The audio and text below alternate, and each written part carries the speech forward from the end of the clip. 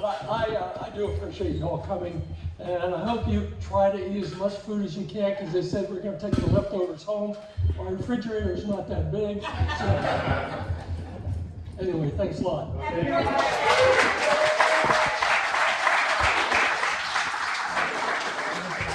Now, I want everybody to be quiet for the next 7 minutes, because I have composed a special song for the day, and it is a kind of a ballad of Ron Sadecky.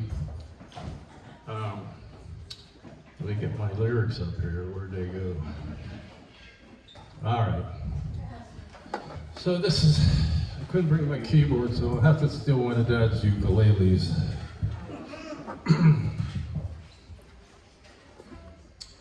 Here we go.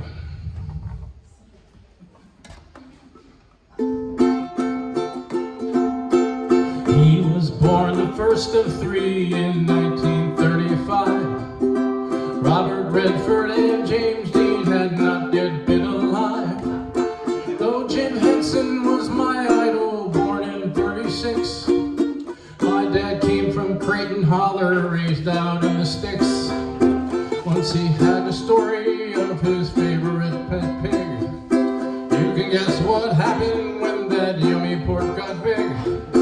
As he told that tale, I would look into his eye, and now I don't recall the time I ever seen him cry. He was never sad, my dear old dad. He graduated high school, at that time they called him Joe. Soon after met my mother, and they gave their life a go. They had 4 kids and fit them in a tiny Fiat car, not knowing one day regionally their kids would become stars. Then when before 3rd grade was through, my dad took a new job. We were going to move out west, that kinda made me sob. We left in Rudy's Oldsmobile, the windows worked by power. That worked out pretty well because we didn't want to shower. Oh, the smell was bad, but I can't blame Dad, except when he farted. Christmas times were great, we always had a lot of toys.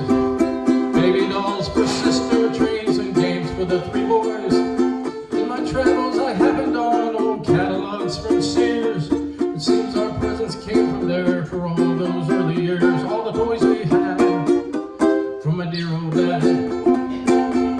Later on, when volleyball was practically his life, he accidentally fell in love and married a new wife. They both played that sport, and Dad was Mr. Volleyball. In the town of Boulder, he taught lessons to them all. Regionals, nationals, and Olympics never made him drop. He still played in Florida, he didn't want to stop.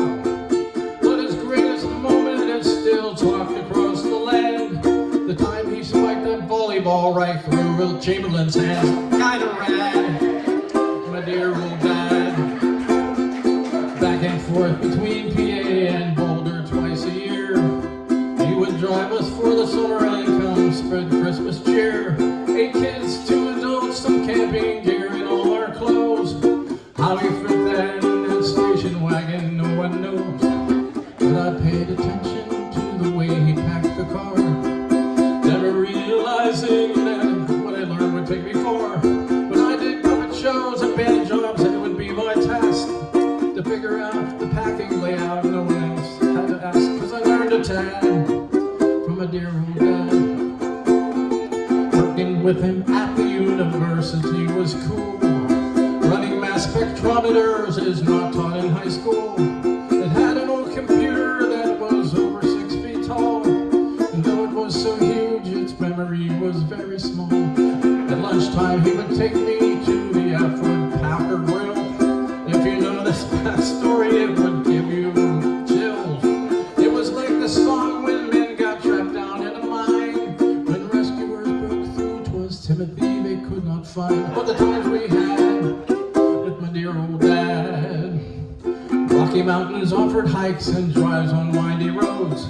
Recalling overnights in tents with a portable commode. I learned to build a campfire, but one time my leg got burned. Don't play with coals and ashes is a lesson to be we learned. Those camping trips were cool, except the time we got snowed in.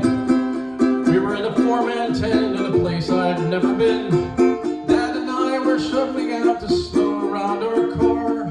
Meanwhile, Rick ate everyone's beef jerky from the jar. Oh, my dear old dad, he was kind of mad. I started writing songs one day, and this is not my first. Though you might be thinking it's certainly not my worst. I sang one song I'd written at my father's brother's house. I had my whole band there, and in it was my spouse. We took a pic of Dad, his mom, her dad, my son, and me, while they were digging up a pig that cooked beneath a tree. The song I sang was sung by me, the track I made was mine, and my dad was telling me that it was really fun. It made me glad that I sang for Dad. That's first. Now that he is 90, he is finally looking old. He can't introduce me as his dad, as he once told.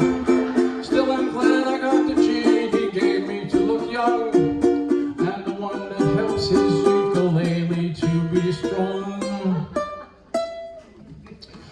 Those days I come to visit, and I mostly stay with him. He gives me room and board for free, and I can take a swim. We talk about our health issues and times of days gone by. Sometimes we make a meal and eat it out on the lanai. I enjoy the pad of my dear old dad, and the times we had with my dear old dad. And I'd like to add that I love my dad.